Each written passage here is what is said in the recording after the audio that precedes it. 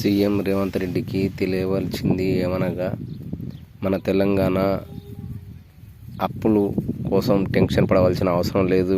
TRS ఎమ్మెల్యేలు, ఎంపీలు వాళ్ళకున్న ఆస్తులు, వాళ్ళు ఫస్ట్ ఉన్న లెక్కల పద్ధతి ప్రకారంగా, ఇప్పుడున్న లెక్కల పద్ధతి ప్రకారంగా వాళ్ళ ఆస్తులు జప్తు చేస్తే తెలంగాణ అప్పు మొత్తం తీరగా మనం పెట్టిన 6 గ్యారంటీలు పక్కా అమలవుతాయి. దీన్ని సీఎం దృష్టికి పోవాలని అందరికీ నేను కోరుకుంటున్నా.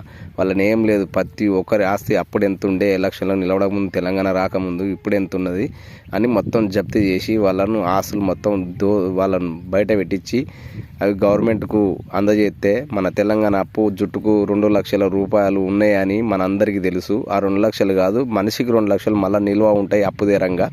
మన తెలంగాణ ఆస్తు, మన తెలంగాణ సంపాదన ఎక్కడికి పోలేదు. బీఆర్ఎస్ ఎమ్మెల్యేల దగ్గర, ఎంపీల దగ్గరనే ఉన్నది, బయటికి ఎక్కడికి పోలేదు. ఇది రేవంత్ రెడ్డి కొద్దిగా ఆలోచించుకోవాలని చెప్తున్నా.